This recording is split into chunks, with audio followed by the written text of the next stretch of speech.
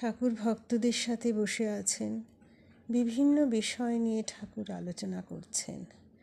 ভক্তদের মনে অনেক প্রশ্ন, অনেক সন্দেহ।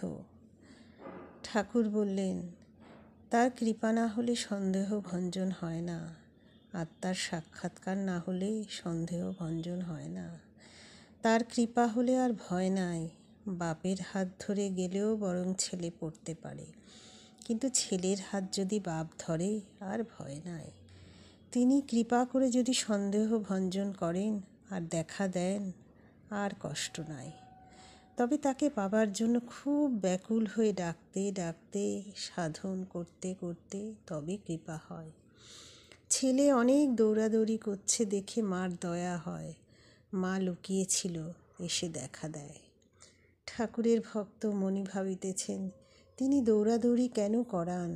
ঠাকুর অমনি বলিতেছেন, তার ইচ্ছা যে খানিক দৌড়াদৌড়ি হয়, তবে আমোদ হয়।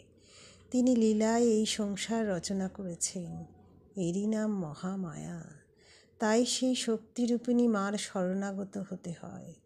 মায়া পাশে বেঁধে ফেলেছে, এই পাশ ছেদন করতে পারলে তবেই ঈশ্বর দর্শন হতে পারে।